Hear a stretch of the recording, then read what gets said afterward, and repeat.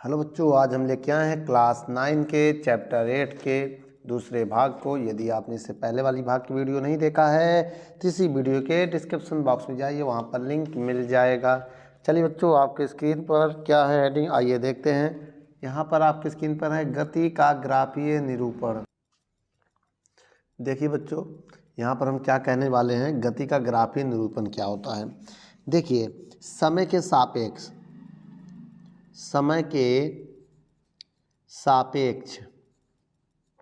ठीक, समय के सापेक्ष वस्तु की स्थिति,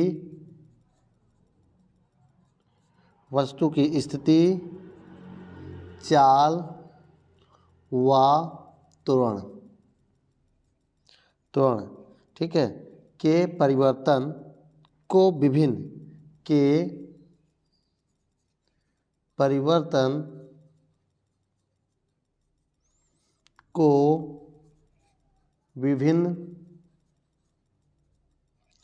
विभिन्न लेखाचित्रों द्वारा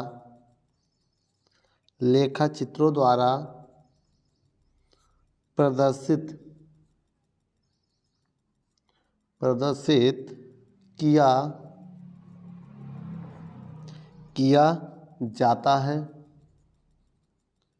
जाता है जो निम्नलिखित हैं।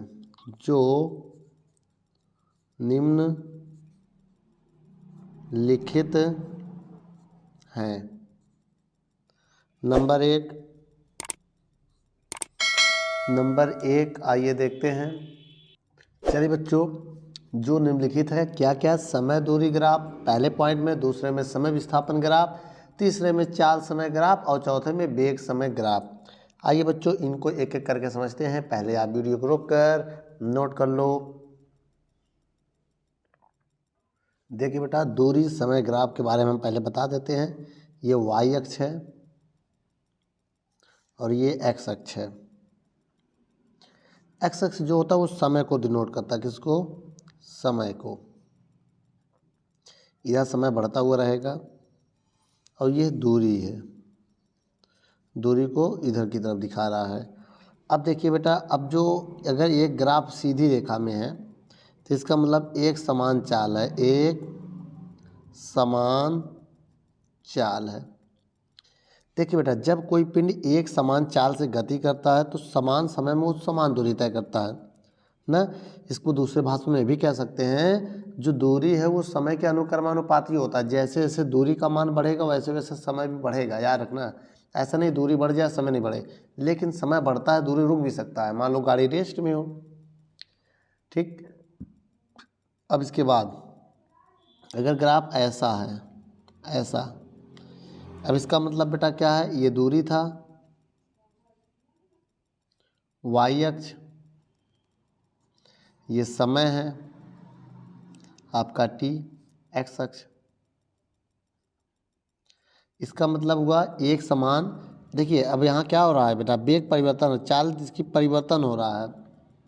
अब दूरी क्या है, समय के साथ बढ़ रही है, ठीक है। यहाँ पर हो जाएगा वेग परिवर्तन, आपका दूरी जो है वो समय के साथ बढ़ रही है। समझ में आया बेटा यहाँ पर? तो इसमें लिख सकते हैं असमान चाल, ठीक है। ये आपका एक ग्राफ हो गया। वीडियो को रोक कर नोट कर लो। ये ओरिजिन होता है बेटा, मूल बिंदु जिसे हम लोग कहते हैं, ठीक। अब आगे देखते हैं। देखिए बेटा, इसे हम समय विस्थापन ग्राफ भी बोल सकते हैं या विस्थापन समय ग्राफ भी बोल सकते हैं। आइए इसको हम देखते हैं।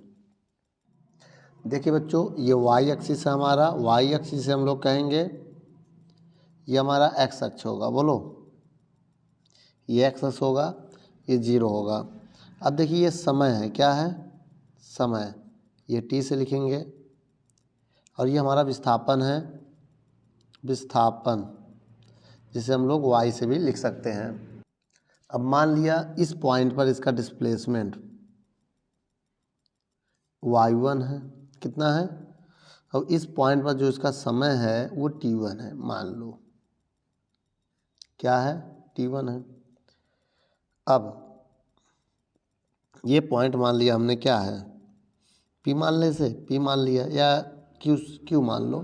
देखिए क्या है, ये पी है, ये ओ पी क्यू, ठीक।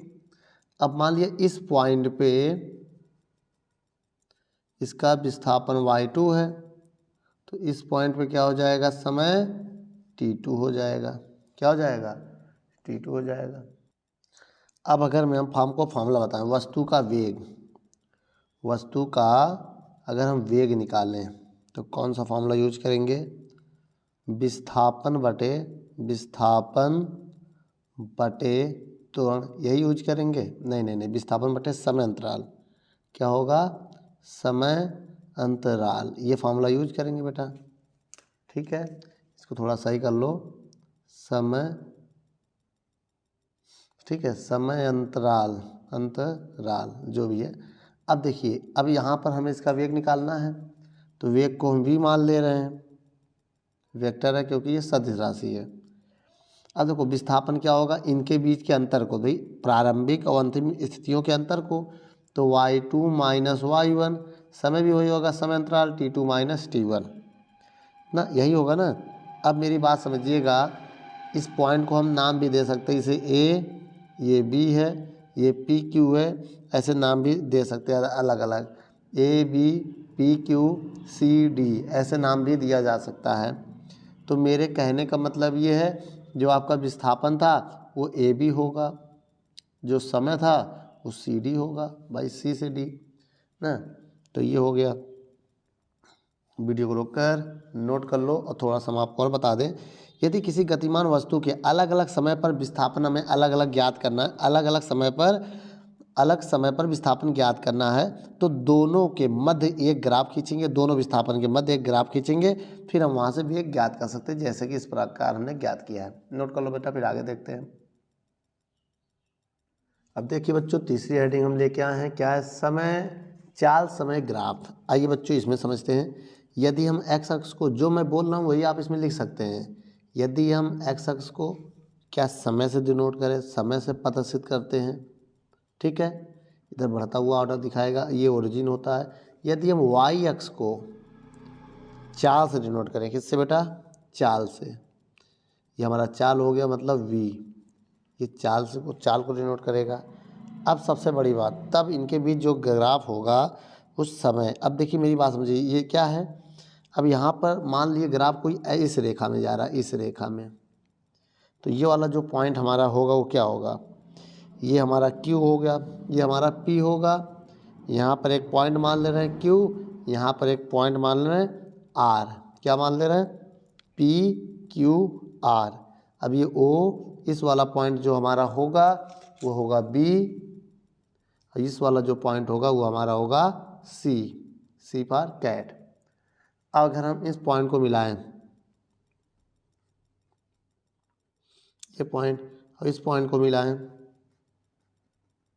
अब इस कंडीशन में अगर देखें तो इनके बीच की दूरी v है, क्या है, v है, ठीक है, इनके बीच की दूरी कितनी है, v है, जो y एक्सिस, ये x एक्सिस, ये BC है। अब देखिए बेटा, अगर इनके बीच, देखिए इस पॉइंट पे T1 है और इस पॉइंट पे T2 है, ठीक है। अब इनके बीच की अगर दूरी की बात करें तो डेल्टा टी मानेंगे, क्या मानेंगे, डेल्टा टी, क्योंकि उसी को फॉर्मूला होता है T2 minus T1, delta T बराबर होता है T2 माइनस T1, तो ये हमारा T2 है, ये हमारा T1 है, ठीक है।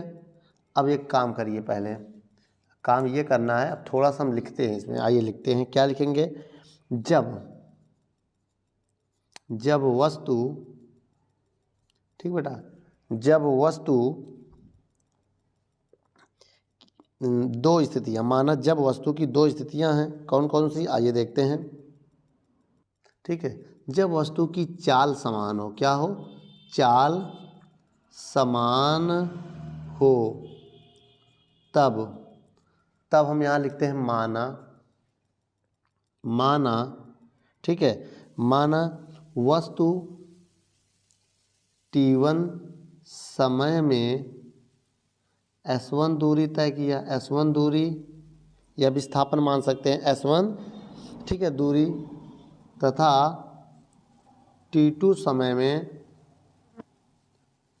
S2 दूरी तय की, दूरी तय की, ठीक है, किया या की, तय की। अब इसके बाद समझिए, तब समय अंतराल क्या होगा, समय अंतराल बोलो डेल्टा टी क्या होगा, T2 माइनस T1। और विस्थापन क्या होगा, विस्थापन हमारा होगा delta S, S2 minus S1 ये होगा। अब यहाँ पर अगर हम वस्तु की चाल निकालें, अब यहाँ पर जो इसकी चाल होगी क्या होगी, डेल्टा एस बटे डेल्टा टी होगी चाल। और डेल्टा एस का अगर मान निकालें तो ये इधर गुणे में चला जाएगा, वी गुणे डेल्टा टी आ जाएगा। अब इससे एक बात समझो, जो ये दूरी हो गई, अब यहाँ पर दूरी निकालने के लिए हम फार्मूला यूज करेंगे वी। वी क्या है यहाँ पर बेटा, सबसे पहली बात समझिए, वेग यहाँ पर जो है ये चीज़, ये वी को शो कर रहा है, इतनी दूरी मान लिया मैंने, वी को शो कर रहा है वेग को। अब बताइए वेग मेरा क्या हो जाएगा, क्यू वी हो जाएगा, क्यू वी। और समय अंतराल इनके बीच की डिस्टेंस को शो कर रहा है, किसको, बी सी को। देखो बी सी जो है ये डेल्टा टी है, तो दूरी का अगर आप फार्मूला यूज करोगे तो हम, अब देखिए इसी को हम ऐसे भी लिख सकते हैं ना, लंबाई गुणे चौड़ाई। तो मेरे कहने का मतलब अगर आपको दूरी निकालना हो तो ये आयत है, एक आयत का क्षेत्रफल भी लगा सकते हैं, आयत का क्षेत्रफल।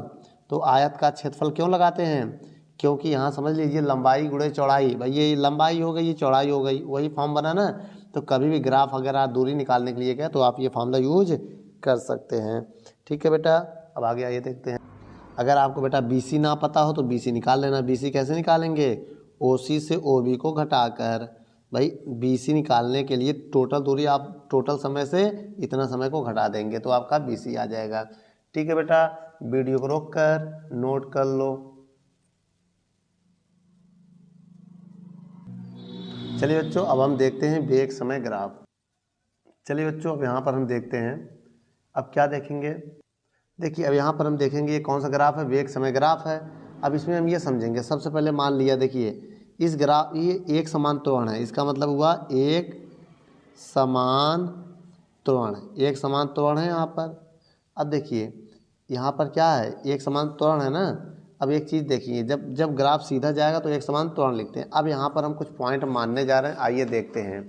जैसे एक पॉइंट हमने ए ले लिया और दूसरा पॉइंट मैंने बी ले लिया। अब ए पॉइंट में अगर हम इसकी वेग लें तो V1 होगा, ए पॉइंट में इसका वेग क्या होगा, V1 होगा। और बी पॉइंट में इसका वेग क्या होगा, V2 होगा। क्या होगा, V2 होगा। अब इतना समझिए मेरी बात, अब ए पॉइंट में इसका समय क्या होगा, समय T1 होगा, और बी पॉइंट पे इसका समय क्या होगा, समय T2 होगा। इतना समझिए। एक बात और समझिए, ये हम समय को डिनोट कर रहे हैं, ये समय को प्रदर्शित कर रहा है एक्स अक्ष, और वेग है ये क्या है, वेग है, वेग को प्रदर्शित कर रहा है वाई अक्ष। समझ में आ गया बेटा। अब इतना देखिए, इसके बाद समझिए, अगर इनके बीच का ले डिस्टेंस तो डेल्टा टी होगा, क्योंकि डेल्टा टी बराबर फार्मूला होता है T2 माइनस T1। इतना समझिए। अब इसके बाद समझिएगा, अब हम क्या करेंगे, यहाँ पर हम दूरी निकालेंगे।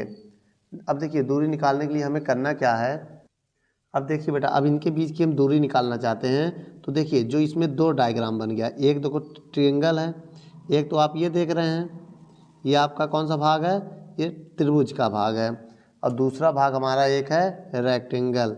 ये वाला भाग जो आप देख रहे हैं ये रेक्टेंगल मतलब एक आयत है ना। अगर आप अब दूरी निकालना चाहते हैं, मेरी बात समझिएगा, अब हम ए से बी की दूरी निकालना चाहते हैं तो उनके बीच का क्या निकालना पड़ेगा हमको, बताओ बेटा, उनके बीच का हमें क्षेत्रफल निकालना पड़ेगा। क्या निकालना पड़ेगा, क्षेत्रफल। अगर हम दूरी निकालना चाहते हैं, दूरी क्या, ए से बी, तो अब इनके बीच का क्षेत्रफल निकालो। पहले लिखेंगे त्रिभुज ए बी, इसको हम सी मान ले रहे हैं, ए बी सी का क्षेत्रफल प्लस, अब ये रेक्टेंगल, ये त्रिभुज था, अब एक आयत ए सी, अब इसको T1 T2 मान ले रहे, ए सी T1 T2 का क्षेत्रफल, ये पॉइंट मान लिया, T1 T2 तो हम पॉइंट भी मान लिया है। अगर आप कोई और पॉइंट मानना चाहे तो मान लो, अगर T1 T2 अच्छा नहीं लग रहा है तो ये समय है, इसी में ए बी सी, इसको हम डी मान ले रहे हैं, इसको हम ई मान ले रहे हैं। अब समझिए मेरी बात को, अगर ये सी डी है तो इसका यह मतलब हो गया A B A C D E का क्षेत्रफल हम लगाएंगे। अब देखो दूरी हमारा जो है वो रहेगा ही, क्षेत्रफल क्या होगा त्रिभुज का 1/2 आधार गुणे ऊंचाई। आधार कितना हमारा AC है, ऊंचाई कितना है BC है। अब ये निकालना है तो B2 से B1 घटा देंगे। अभी देखिएगा प्लस, अब इसका होता लंबाई गुणे चौड़ाई। लंबाई कितना है DE है और चौड़ाई कितना है EC है।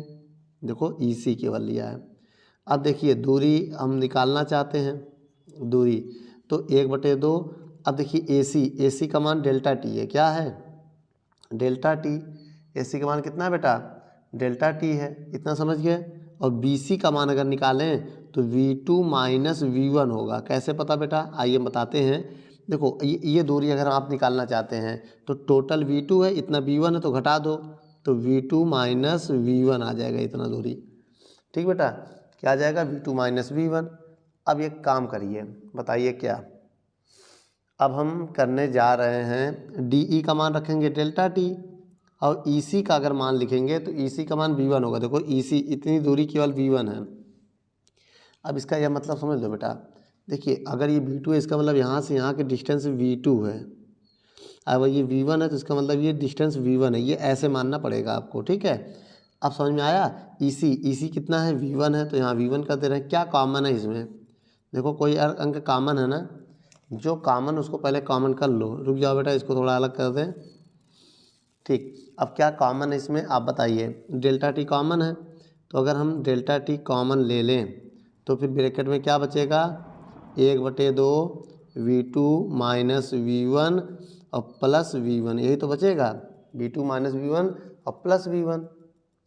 लेकिन अब देखिए 1/2 भी है ना, अब इसको हमें सॉल्व करना पड़ेगा। कैसे सॉल्व करेंगे आइए देखते हैं।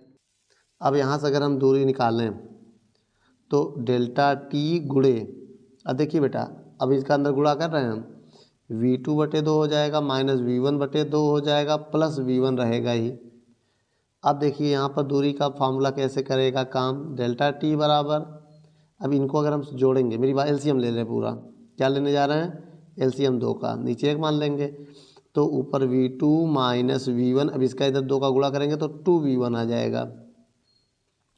अब समझिएगा बेटा दूरी बराबर, अब डेल्टा T रहने दीजिए गुणो, अब देखो V2 प्लस V1 हो जाएगा, क्यों 2V1 से 1V1 घटेगा बटे 2।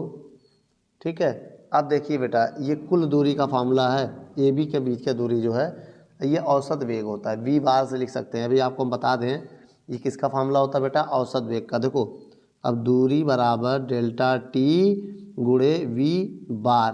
देखिए औसत वेग का एक और फार्मूला होता है औसत वेग का, आप नोट कर लेना बेटा, हम बता दे रहे हैं। औसत वेग V बार बराबर होता है V1 प्लस V2/2। इसका मतलब बेटा आप यहाँ पर UV भी मान सकते हैं, UV या तो ऐसे भी मान के सॉल्व कर सकते हैं। अब देखिए एक तो ये फार्मूला आ गया हमारा, इसका मतलब अब इसी को हम ऐसे लिख सकते हैं, दूरी को डेल्टा S से लिख सकते हैं डेल्टा T इंटू V बार। तो ये हमारा जो है एक फार्मूला आ गया दूरी का, तो आप ऐसे सॉल्व कर सकते हैं। वीडियो को रोक कर नोट कर लो।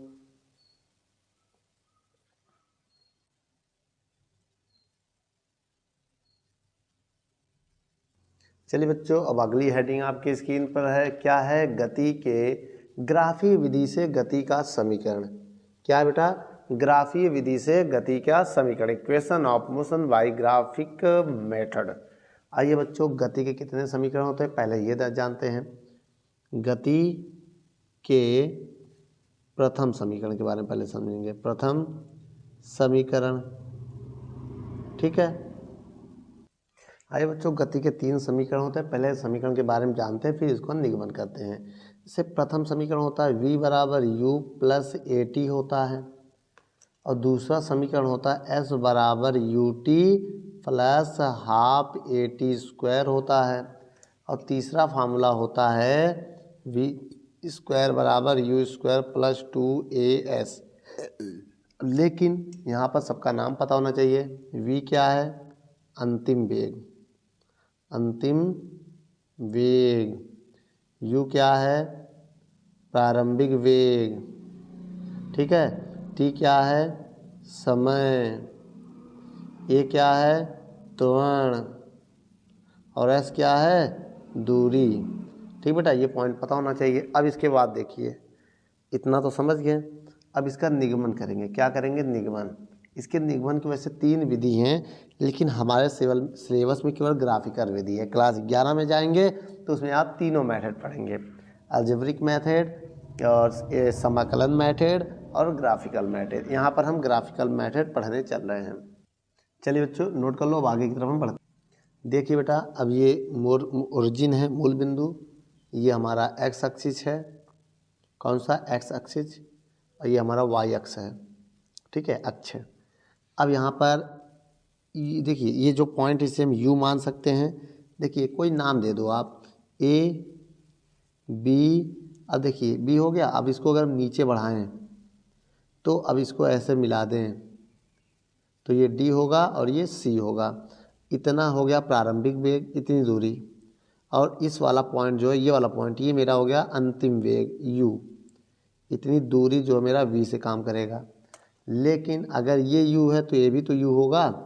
अब ये हो गया हमारा समय, क्या हो गया, टी। ठीक है, अब इतनी दूरी अगर बात करें तो v माइनस यू होगा, इतनी दूरी। बताइए कैसे, पूरा v है और इतना u है। जब v से u घटाएंगे तो इतना ही आएगा। अब इन दोनों को जोड़ने तो v आना चाहिए, जोड़ोगे तो u से u कैंसिल, v आ जाएगा। इतना समझ में आ गया। अब देखिए, अगर ये t है तो a भी क्या होगा आपका, t होगा। ठीक है, अब हम आपको एक फार्मूला बताने जा रहे हैं, इसके फार्मूले से पहले आप समझिएगा। ठीक है, गति के समीकरण का निगमन करना है तो पहले लिखेंगे नंबर 1, गति का प्रथम समीकरण। गति का प्रथम समीकरण क्या होता है बेटा, आइए निगमन करना है ना। अब सबसे पहले ये समझिएगा, मेरी बात समझिएगा। आपने फार्मूला पढ़ा था त्वरण का। क्या पढ़ा था, त्वरण का क्या था, वेग परिवर्तन बटे वेग परिवर्तन बटे समय अंतराल होता है। तो प्रारंभिक समय 0 होगा तो केवल समय लिख दे रहे हैं, या समय अंतराल लिख दो, समय अंतराल। ठीक है, अब आपका त्वरण ए है, वेग होगा v2 माइनस v1 और समय होगा t2 माइनस t1, यही ना। अब आपका इनिशियल जो समय है वो 0 होगा, जो आपका t1 है वो 0 होगा, जो आपका t2 है वो t हो जाएगा। मेरी बात समझिएगा। अब यहाँ पर हम मान रख रहे हैं। ठीक है, अब देखिए, a बराबर v2 हमारा v है, v1 हमारा u है, t2 हमारा t है, t1 हमारा 0 है। अब इसको थोड़ा सा और सॉल्व करते हैं यहाँ पर। अब देखिए, ये 0 है, इसको हम t को इधर ले जा रहे हैं, 0 छोड़ दो। या तो a बराबर v माइनस यू बटे t लिख दो। अब t को इधर ले जाएंगे तो ए टी बराबर v माइनस यू माइनस में इधर आके प्लस हो जाएगा, ए टी बराबर v। तो v बराबर क्या हो जाएगा, u प्लस ए टी। ये है मेरा गति का प्रथम समीकरण है। क्या बेटा, गति का प्रथम समीकरण। तो हम क्या लिखेंगे यहाँ पर, यह गति का प्रथम समीकरण है। प्रथम समीकरण मिल गया हमको। अब आइए दूसरा समीकरण भी इसी में देख लेते हैं। हमें इसी में तीनों देखना है बेटा, याद रखिएगा, इसी में हमें तीनों देखना है, इतने जगह में। आइए, अब इतना हो गया, चलिए इसको भी रोक देते हैं हम यहाँ पर। अब लिखते हैं गति का द्वितीय समीकरण। ये पहला था, गति का द्वितीय समीकरण। अब द्वितीय समीकरण के लिए क्या करेंगे, सबसे पहले आप ये जानिए। ठीक है, अभी हमने बताया था आपको अगर दूरी निकालना हो तो आप क्या लेंगे, क्षेत्रफल निकालेंगे। इसमें देखो, किसका क्षेत्रफल, त्रिभुज ए बी डी का क्षेत्रफल प्लस आयत किसका, ए डी सी ओ का क्षेत्रफल निकालेंगे। अब देखिए बेटा, दूरी एस मान ले रहे हैं, क्षेत्रफल निकालने के लिए 1/2 आधार गुणे ऊंचाई लेंगे। आधार क्या है मेरा, त्रिभुज का आधार क्या है, ए डी है, ऊंचाई क्या है, बी डी है, और इसका क्षेत्रफल होगा लंबाई गुणे चौड़ाई। लंबाई क्या है, ओ सी है, और चौड़ाई क्या है, सी डी है। अब देखिए, एस बराबर 1/2 ए डी का मान टी है, और बी डी का मान है वी माइनस यू, और ओ सी टी है। देख लो, ओ सी कितना है, टी है, और सी डी हमारा यू है। ठीक, अब हम क्या करेंगे, पहले यू टी लिखेंगे, पहले इसको लिख दे रहे हैं, यू टी प्लस हाफ ये वाला, फिर इंटू टी, फिर वी माइनस यू। अब आप बी का मान जानते हैं, गति का प्रथम समीकरण u प्लस ए टी, यह मान रखने पर रखें। अब v का मान रखेंगे जब, तो s बराबर u t plus half into t, v का मान है u plus a t minus u. अब देखिए क्या होगा बेटा, u से u कैंसिल हो जाएगा, अब इसमें गुणा कर देंगे, s बराबर आ जाएगा you t plus half A T में टी का गुणा करेंगे, टी में टी स्क्वायर हो जाएगा। ये आ गया आपका गति का दूसरा समीकरण है। तो क्या लिखेंगे, द्वितीय समीकरण हो गया हमारा। अब आइए बच्चों, अब इसके बाद डालते हैं गति का तृतीय समीकरण, ये दूसरी हेडिंग हो गई। अब आइए डालते हैं गति का तृतीय समीकरण। गति का तृतीय समीकरण कैसे करेंगे बेटा तृतीय समीकरण, जैसा कि आप जानते हैं। अब फिर से हम यही फार्मूला उठाएंगे, याद ना उठा के आप एक और उठाइए। एक है समलंब होता है, आपने नाम सुना है। अब देखिए फार्मूला होता है दूरी बराबर समलंब चतुर्भुज का क्षेत्र। देखिए समलंब क्या होगा, ए ओ बी सी चतुर्भुज का क्षेत्रफल। ठीक बेटा। अब देखिए दूरी मेरा एस हो गया, समलंब का क्षेत्रफल 1/2 समांतर भुजाओं का योग। अब देखिए समांतर भुजा एक ये देखिए मेरी समांतर भुजा क्या है, AO प्लस BC, ये हो गया समांतर भुजाओं का योग, और उनके बीच की दूरी OC मान ले रहे हैं। अब देखिए S बराबर 1/2 समांतर भुजा एक U हो गया, देखो AO जो U होता है और BC V होता है, देख लो BC V है और उनके बीच की दूरी T है। अब यहाँ पर T का मान रखने पर, किसका मान, आइए T का मान रखते हैं। कैसे T का मान रखेंगे बेटा, अब आपने अभी फार्मूला पढ़ा त्वरण का V माइनस यू बटे ए टी, ये देखिए ये है, ये देखिए ऊपर, यहीं से अगर हम T का मान निकालें तो T का मान आएगा V माइनस यू बटे ए आ जाएगा ना। अब यही मनवा यहाँ रख दो, तो S बराबर 1/2 V U plus V, T का मान कितना है V माइनस यू बटे ए, यही मान है ना। अब देखिए अगले स्टेप में मेरा आंसर आने वाला है, अब ज़्यादा हम दूर नहीं ले जाएंगे, ये तो रफ काम, इसको किनारे कर लो। अब जगह तो है नहीं मेरे पास, अब इसी जगह में हम सॉल्व करेंगे, इतने जगह में। कैसे, देखो सबसे पहले हम ये 2a को इधर ले जाएंगे तो हो जाएगा 2as हो जाएगा, क्या हो जाएगा। अब देखिए एक ब्रैकेट में a प्लस बी, एक ब्रैकेट में माइनस बी, किसका फार्मूला बन गया, a square minus b square का। आप फार्मूला अगर लगाना चाहे तो यहाँ लिख सकते हैं a प्लस बी और a माइनस बी बराबर होता है, इधर लिख दे रहे हैं a square minus b square का फार्मूला होता है। समझ में आया, किसका फार्मूला बेटा, a square minus b square का यह फार्मूला होता है। ठीक है, ये सूत्र होता है, यही अप्लाई करने जा रहे हैं, यह सूत्र है। अब बताइए यू स्क्वायर इधर आएगा, यू स्क्वायर इधर आएगा, प्लस 2as बराबर वी स्क्वायर। अब लिखेंगे वी स्क्वायर पहले कर देंगे, यू स्क्वायर प्लस 2as। अब देखिए ये हमारा आ गया गति का तृतीय समीकरण। तो क्या लिखेंगे, ये क्या है, ये है तृतीय समीकरण। ठीक बेटा, वीडियो को रोक कर नोट कर लो।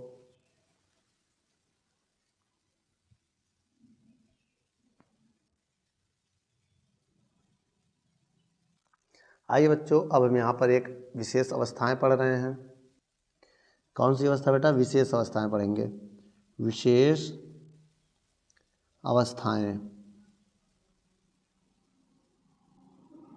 अब देखिए बेटा विशेष अवस्थाएं का मतलब ये हो गया कि 3 केस बन सकते हैं। अगर वस्तु विरामावस्था हो, मेरी बात समझो, यदि वस्तु नंबर 1 पहले डाल दे, वस्तु कैसा हो, वस्तु विरामावस्था में हो, विरामावस्था में हो, तब प्रारंभिक वेग 0 हो रहा है, हो जाएगा। तो अब गति का प्रथम समीकरण क्या होगा बेटा, अब प्रथम समीकरण v बराबर 0 छोड़ देंगे, भाई ये 0 हो गया, अब केवल at होगा, u प्लस at होता तो at। और दूसरा समीकरण क्या होगा, s बराबर ut plus half at square, 1/2 at square होगा केवल, अब क्योंकि बेटा u 0 हो गया है। और तीसरा समीकरण क्या होगा, v square u square, u 0 हो गया, 2as। तो ये 3 समीकरण तब होंगे जब विरामावस्था में होगा। ये बात समझ में आती है। चलो अब दूसरा केस हम ये लेते हैं, ये तो पहला हो गया बेटा।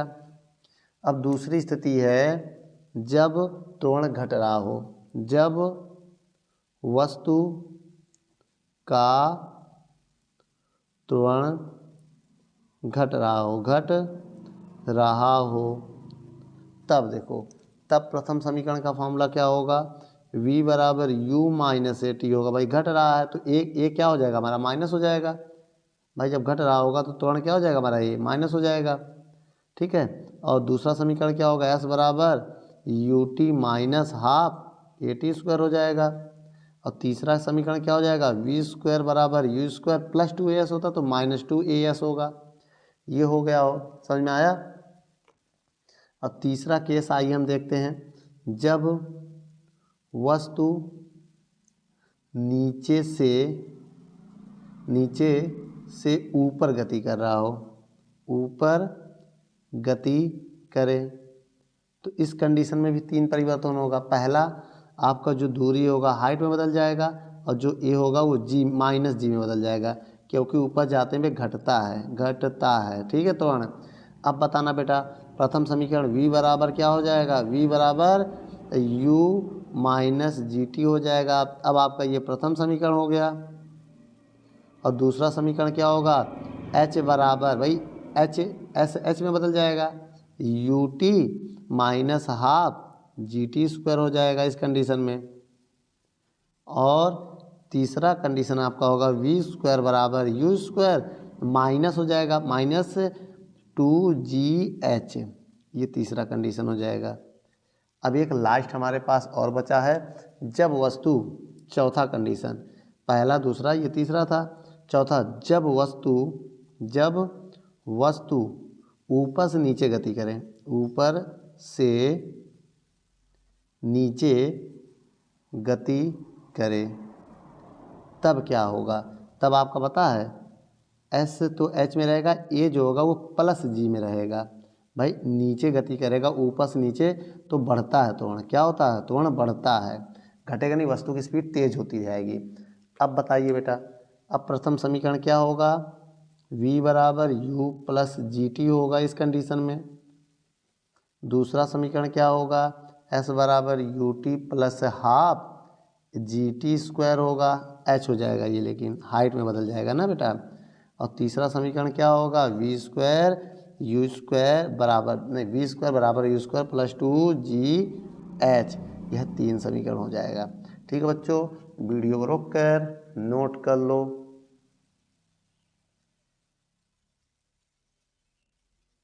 चलिए बच्चों, आपके स्क्रीन पर है एक समान वृत्तीय गति। सबसे पहले इसकी परिभाषा लिखने की कोशिश करेंगे बेटा।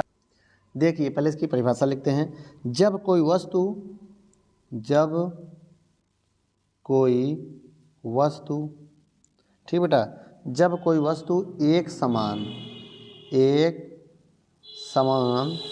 चाल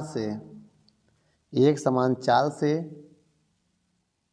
ठीक किसी वृत्तीय पथ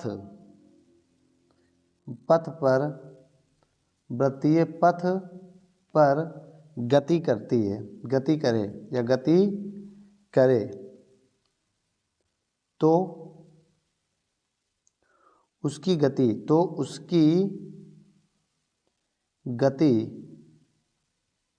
एक समान वृत्तीय गति कहलाती है। तो उसकी गति एक समान वृत्तीय गति कहलाती है। उदाहरण के लिए लिख लो। देखो बेटा, उदाहरण के लिए, जैसे कोई बच्चा एक डोरी में, ठीक, जब कोई बच्चा, इसको केंद्र मान लें और एक डोरी है, अब उसमें इस लड़के ने एक पत्थर के टुकड़े को बांधकर धागे से घुमाना चालू किया। जब ये धागा घुमाएगा तो इस मोशन में वो गति करेगा, और ये जो गति होगी ये एक समान वृत्तीय गति होगी। ठीक बेटा ना, ये एक समान वृत्तीय गति होगी। अब देखिए बेटा, यहाँ से इसकी चाल क्या होगी, परिधि होगी ना। तो अब अगर यहाँ से हम इसकी चाल निकालें, चाल क्या होगी, देखिए इसकी चाल निकालें तो चाल v होगी। मेरी बात समझिएगा, v बराबर फार्मूला होगा 2πr। 2πr क्यों होगा बेटा, क्योंकि परिधि की जो दूरी होती है 2πr, और समय कितना लगेगा t। तब फार्मूला इसमें ये होगा प्रति पट में 2πr/t। ठीक है बच्चों, वीडियो को रोक कर नोट कर लो। यदि हमारी वीडियो आपको अच्छी लगे, यदि आप इससे बाद वाले भी चैप्टर देखना चाहते हैं तो हमारे वीडियो में ज़्यादा से ज़्यादा कमेंट करें, तो मैं डिस्क्रिप्शन में लिंक दे दूँगा। धन्यवाद बच्चों।